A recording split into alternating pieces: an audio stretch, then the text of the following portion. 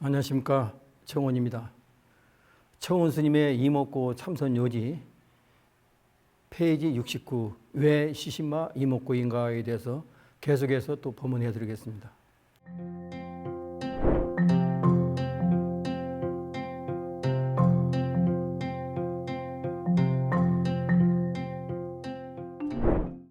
이목고는 평범한 사고의 에너지를 영적 수준으로 승화시키는 불가사의한 기적의 원천입니다. 또한 우주의 무한한 진리와 하나 되게 하는 유일한 통로로 들어가는 길잡이입니다. 서양에서는 영적 세계와 합일된 정신 세계를 말할 때 엑스터시라고 합니다. 즉, 한 생각이 정신과 육체를 속박하는 고통 속에서 심식, 망심의 의식의 정화를 이룬 상태를 말합니다. 우리는 생활 속에서 우리가 사용하고 사는 한 생각의 그 생각을 식심과 망심으로 전부 다 우리가 이어서 살아가고 있는데 그 의식의 정화를 이룬 상태를 말하는 것입니다. 백척간두 진일보 시방세계 현 전신이라 했습니다. 백척이나 되는 장대 끝에 올라갔으면 이목고로 허상인 몸뚱이에 집착하지 말고 한 걸음 더 나가라 그러면은 그 자리는 발걸음을 떼어도 떼지 않고 본 고향으로 돌아가는 유일한 길잡이가 되는 것이다. 우리가 백척간두 진일보 시방세계 현전신이라 한 것은 백척의 그 높은 장대에 올라갔다 해도 나라는 아상을 놓고 아집을 놓아버리면은 거기에 대한 허상인 몸뚱이에 집착하지 않고 한 걸음 더 나가라 그런 말씀입니다. 망공선사의 참선 요지에서 보면은 참선이란 자기의 본래 면목을 참고하여 명호자심 철견 본성이라 명호자심 철견 본성 밖에 자기의 마음을 깨닫고 똑똑히 자기의 본성을 바로 본다는 말입니다. 자기의 본성을 바로 깨닫고 똑똑히 그 본성을 본다는 얘기입니다. 그러면은 마음이 곧 부처이며 연불은 곧 관불이니 이것은 곧 관심이다. 즉 자기 성품의 부처를 관조한다는 것인데 이 관조가 문제가 되는 겁니다. 관조하는 것은 수행자가 육군을 거두어 들여서 우리가 육군, 안입이 서신이 육군이 있지 않습니까? 색경계로 해서 색성한 비척법으로 경계의 끝을 가는데 그 육군을 거둬들여서 한 생각이 일어나는 곳, 그곳을 살피고 화두 이목고 시를 비춰보면은 그 생각을 떠는 청정한 자기 마음자리, 즉 마음자리와 즉이 하나가 된다는 것입니다. 육주 단경에 보면은 아심 자유불 아불 시진불 양무 자신불 하처 구진불 했습니다. 아심 자신불 우리 마음이 스스로 부처이고 아불 시진불 그 마음이 진짜 부처입니다. 양무 자신불 만약에 우리가 자신불 마음에 스스로 마음이 없다면은 하처 구진불 어디에서 우리가 진불을 구할 것인가? 이거는 밖에서 아무리 우리가 어떤 그 매개체를 이용해서 그 구하려 해도 밖에서는 진불이 없다는 겁니다. 우리가 마르고 듣고 보고 하는 이 마음의 이 당처 이곳 이목고 갈 때 이 시가 바로 진불이라 하겠습니다.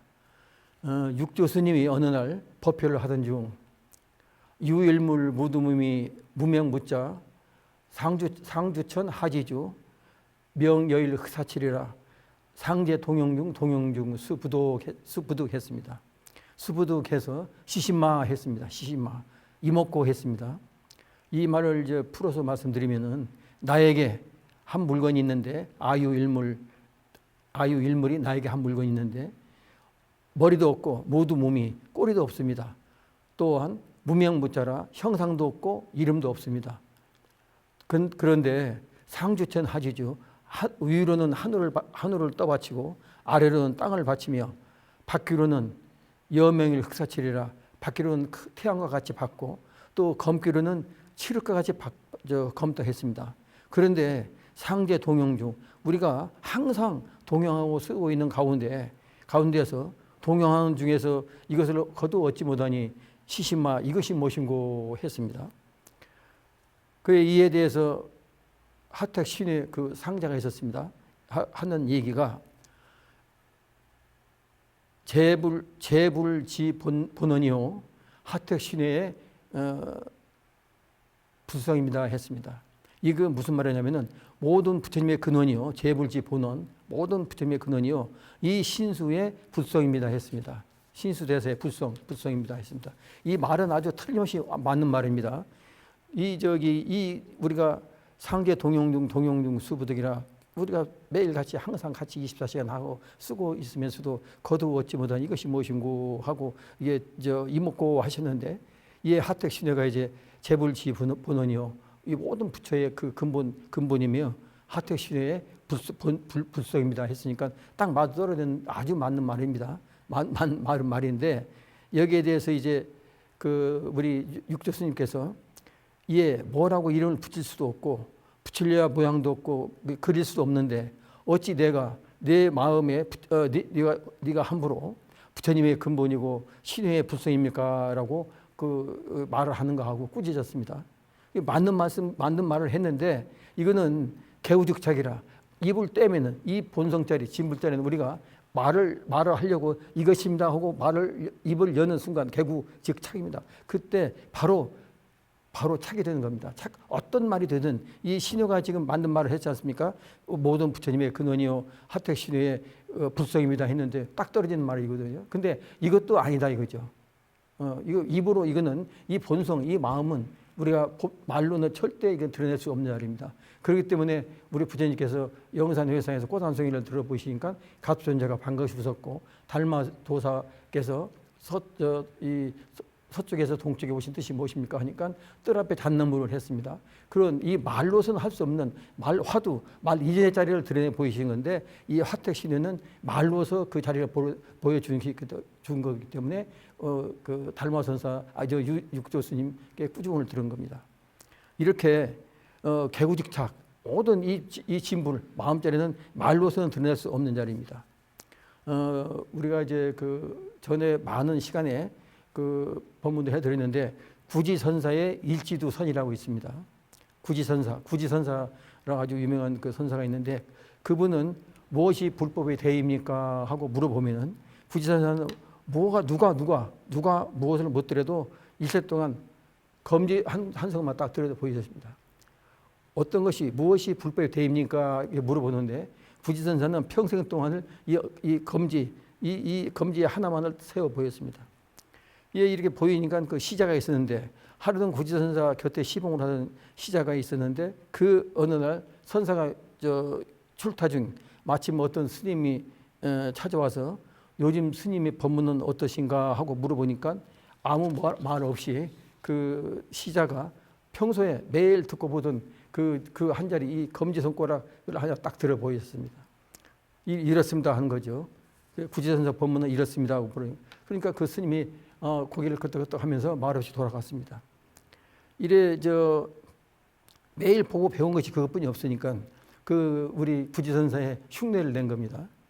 선사께서 돌아오셔서 다시 뒤에 돌아오셔서 오늘 누구 찾아온 스님이 없었더냐 이렇게 물어보니까 이제 시자가 자기가 어떤 스님이 찾아와서 자기가 했던 그대로를 스님께 구지선사께 말씀을 드렸습니다.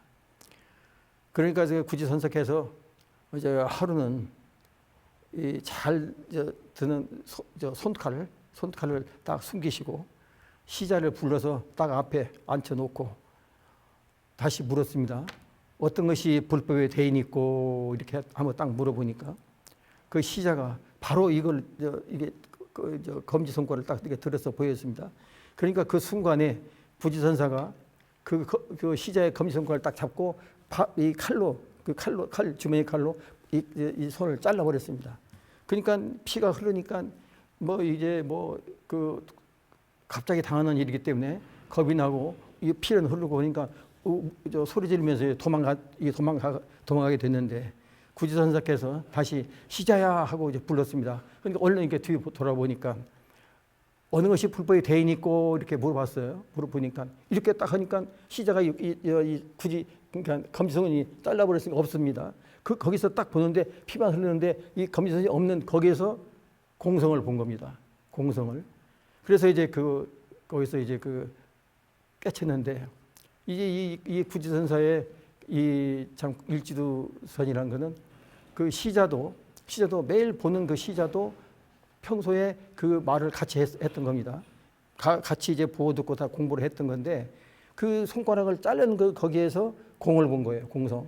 그러니까 구지선사께서 우리가 어느 게 불법의 대인이 있고 이렇게 물어보면은 이렇게 하셨지만 이거는 검지손을 이거를 보라고 하는 게 아니고 이 속에 공성을 보라는 거예요. 공성을 보면은 바로 그게 부처다. 아까 모든 우리 마음 자리 이 불성은 개구직 자리라 말로 드러낼 수 없는 자리이기 때문에 유일하게 드러낼 수 있는 저기가 화두 이 자리 이목고이라고 몇 번 말씀드렸습니다만은 아마 이해가 되실 거로 생각하게 되겠습니다. 그 이제 이 손가락의 그 뿌리의 공성의 여기가 나온 유래는 구지 화상이 이제 산속에서 토구를 짓고 정진하던 중 어떤 비구니가 찾아왔습니다. 비구니 찾아와서 육한장을 딱 짓고 삿갓을 쓰고 거만하게 이 선상을 다 돌면서 비구니가 돌고 있으니까 구지선사가 선사가 되기 전이죠.